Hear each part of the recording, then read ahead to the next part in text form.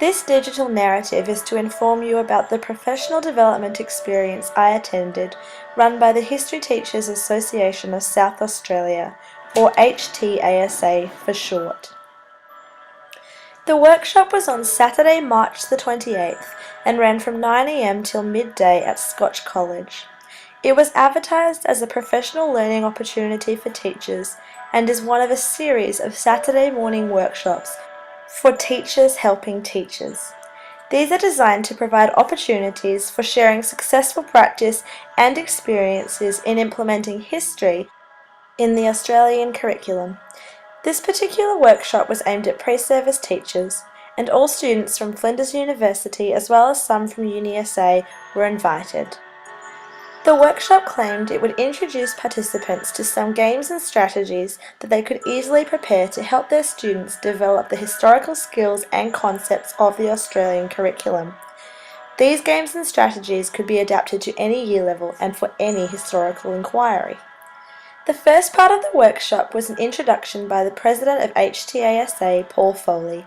Paul is my history coordinator at Loreto College for my final placement, and he is incredibly passionate about making history accessible and exciting for your students. The first part of the workshop is what I want to focus on here. As history teachers, we need to use pedagogically sound HASS activities in our classroom. This means using constructivist techniques and making learning engaging, relevant, and meaningful for our students. In short, we want to make learning history fun. The activities I will break down for you here will really help you to do that.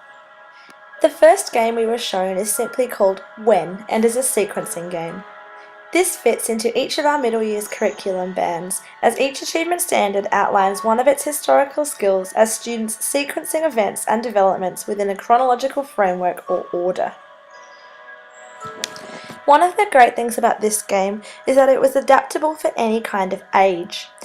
The people at the workshop suggested stocking up on different greetings cards and getting your younger students just to try and piece together someone's life. For example, starting with birth, going through to a driving license at 21st and ending up with retirement. This gets kids from a really early age thinking about chronology and sequencing of events. This example is the one that we played with on the Saturday morning and contains a number of events that actually are historically significant throughout all of history and everything that we know today. However, the beauty of this game is that you can actually get your students to create their own timeline of events before playing it. That way it reflects what they consider significant to whatever time period or subject you are studying with them. To start the game, each player takes 2 events from the top of the pile and puts them in the order that they think is correct, so whichever is the earlier event and whichever is the later event. Then the person next to them takes another event off the pile and reads it out aloud. The player whose turn it is then has to decide where in the sequence of 2 events they've already got this third one goes. If they are correct, they put it in the right place and their timeline grows to 3 events, and then they are asked another question. If they got it wrong, that event goes back in the main pile and the play passes to the next player. The aim is to get to 15 events in your timeline before anyone else on your table. When you've done this, you have won. This means that if you've got 5 people on the team, you will need a minimum of 75 events in your chronological timeline, which can be a bit of work for the students to compile. This game is not only pedagogically sound and building students' historical skills, it's also a great one to have in your bag for TRT days when you get called in, as it's great for several different ages with a bit of adaptation. It's a really good way of heavily scaffolding the idea of chronological sequencing and using timelines instead of just giving kids a massive group of events to order. This means they do it one step at a time and breaks the task down, making it much easier. Instructions for the game, as well as a dummy set of events that you can use, can be found at the web address here or by going through the HTASA website. At the workshop on the Saturday morning, we really had to be torn away from it to actually go on to the next activity, which I think is a really encouraging sign for a history activity. The second game we played that Saturday morning is called History Pictures and involves printing off a large number of pictures like the ones you see here that can actually be found on Google by doing a search for copyright-free images. One player from each team reads off from a series of pre-arranged cards that you can find on the HTASA's website. These say things like something that can be ridden, something that is older than everything else, something from the kitchen, and each player with a fly swat has to slap down on the first picture they can find that fits into this category. After this, the group engages in a discussion as to why they picked the picture that they did with their fly swat. Again, this game can be adapted for any kind of subject that you might be studying with your students, and they can compile their own images. The great thing about this one is that they can really put the fly swat on whatever picture they choose. The real learning comes from the justification that the students engage with after they've done this.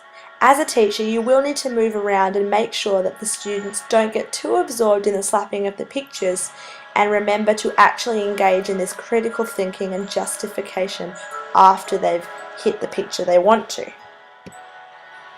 Again, all the resources that you've seen in the last few pictures for this game can be found on the HTASA's website, or you can make the game fit any kind of history subject you might be studying and put it together yourself. It's really quite simple. After the two history games, we were given a talk on the use of ICT in history and some of the things it can be used for, and I found this really inspiring. At Scotch College, they've had a bring your own device policy for about 23 years, so they know how to use technology really well. Malcolm Massey is the head of history at Scotch and uses ICT in every component of his teaching history. His homework portal that can be seen here has all of the homework uploaded to it. Dates are negotiable, and students have no excuse for not handing in work if they're away or sick, as it's all up here, and parents can access this as well. Malcolm recognises that most kids now have a smartphone or some use of IT, and he uses QR codes to start little quizzes and use them in his teaching every day. He did one with us while we were there, and using our smartphones, we scanned the QR code and completed a quick quiz on how proficient we considered our own IT skills. You can see the answers here. Scotch College also uploads all their homework results there and have no need to actually do end-of-term reports anymore. The philosophy at Scotch is that most kids now will bring their phones, iPads and laptops into classrooms, and as teachers, instead of trying to fight it, we might as well embrace it and actually use it in our teaching and in the students' learning. That way we can control it and make sure it's used effectively.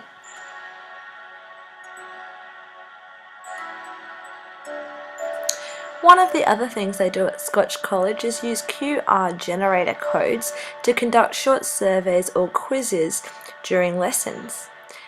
Please feel free to scan the QR code here with your phone, and it will take you to a short 5-question survey that I've put together on HASS teaching in general. The quizzes can either be used like a quiz to assess students' understanding at the end of a unit, or can be used to compile information and data amongst a class to learn things like what they enjoy doing and what they don't enjoy doing. Ultimately, I hope that this presentation has encouraged you to get involved with the HTASA and attend some of their upcoming events.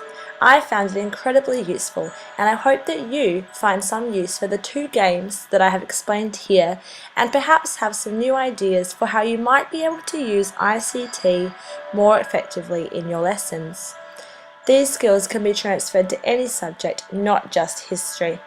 At the end of attending one of the HTASA's workshops, you do receive a certificate, which you can see here, which makes a nice addition to your professional development portfolio.